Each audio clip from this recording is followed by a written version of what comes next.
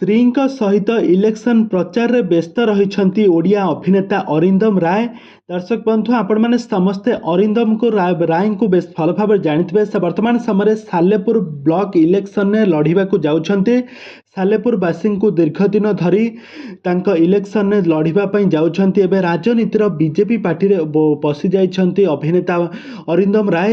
ଦର୍ଶକ ବନ୍ଧୁ, ଆପଣମାନେ ତ ପୂର୍ବରୁ ଜାଣିଥିବେ ଦୀର୍ଘ 10 ବର୍ଷ ହେବ ଅରିନ୍ଦମ ରାୟ ବିଜେଡି ପାର୍ଟିରେ ରହି ବହୁ ସାରା ଗରିବ ଲୋକମାନଙ୍କୁ ସାହାଯ୍ୟ କରୁଥିଲେ, ବହୁ ସାରା କ୍ୟାଣ୍ଡିଡେଟ୍ ଭାବରେ ପରିଚିତ ହୋଇଥିଲେ, ବହୁ ସାରା ବିଜେଡି ପାର୍ଟି ତରଫରୁ ବହୁ ସାରା ପ୍ରଚାର ମଧ୍ୟ କରୁଥିଲେ।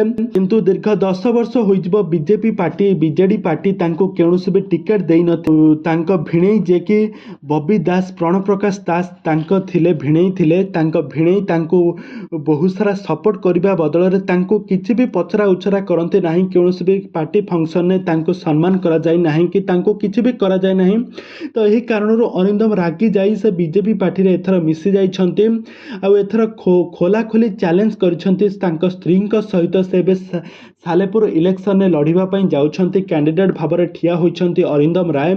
ତ ଅରିନ୍ଦମକୁ ତ ଆପଣମାନେ ସମସ୍ତେ ଜାଣିଥିବେ। ଅରିନ୍ଦମ ପୂର୍ବରୁ ବହୁତ ସାରା ଓଡ଼ିଆ ସିନେମାରେ ଜବରଦସ୍ତ ଆକ୍ଟିଂ କରି ବେଶ ଲୋକପ୍ରିୟତା ହାସଲ କରିଛନ୍ତି। ସେ ଆକ୍ସନ୍ ହିରୋ ଭାବରେ ପରିଚିତ। ତାଙ୍କର ଆକ୍ଟିଂକୁ ସାରା ଓଡ଼ିଶାର ଦର୍ଶକମାନେ ବେଶ ପସନ୍ଦ କରିଛନ୍ତି। ସେ ପୂର୍ବରୁ ବହୁତ ସାରା ହିଟ୍ ସିନେମା ସାରା ଓଡ଼ିଶାର ଦର୍ଶକମାନଙ୍କୁ ବେଶ ପସନ୍ଦ କରିଛନ୍ତି। କିନ୍ତୁ ଏହି ଗତ କିଛି ବର୍ଷ ହୋଇଯିବ ସେ କୌଣସି ବି ଓଡ଼ିଆ ସିନେମାରେ ଅଭିନୟ କରୁନାହାନ୍ତି।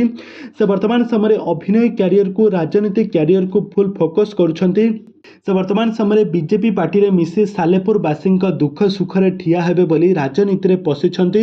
ଆଉ ରାଜନୀତିରେ ସାଲେପୁରରେ କ୍ୟାଣ୍ଡିଡେଟ୍ ଭାବରେ ଠିଆ ହୋଇଛନ୍ତି। ରାଜନୀତିରେ ସେ ଏକ ନିଖୁଣ ରାଜନୀତି ଭାବରେ ସେ ପ୍ରସାର ମଧ୍ୟ କରୁଛନ୍ତି। ସେ ଏଥର ତାଙ୍କ ସ୍ତ୍ରୀଙ୍କୁ ଧରି ସାଲେପୁରରେ ପ୍ରଚାର କରୁଥିବାର ନଜରରେ ଆସିଛନ୍ତି। ତେବେ ଦର୍ଶକ ବନ୍ଧୁ, ଆପଣମାନଙ୍କୁ ଅରିନ୍ଦମ ରାୟ କେମିତି ଲାଗନ୍ତି ଆଉ ତାଙ୍କର ଅଭିନୟ ଆପଣମାନଙ୍କୁ କେମିତି ଲାଗେ, ଆମକୁ ନିହାତି ଭାବେ କମେଣ୍ଟ ବକ୍ସରେ କମେଣ୍ଟ କରନ୍ତୁ। ଆଗକୁ ଏହିଭଳି ଅଲିଉଡ୍ ସମ୍ବନ୍ଧିତ ବା ସିରିଏଲ ଦୁନିଆ ବିଷୟରେ ଅଧିକ ଖବର ଜାଣିବା ପାଇଁ ହେଲେ ଆପଣମାନେ ଆମ ଚ୍ୟାନେଲକୁ ସବସ୍କ୍ରାଇବ୍ କରି ପାଖରେ ଥିବା ବେଲ୍ ଆଇକନକୁ ଦବାଇ ଦିଅନ୍ତୁ।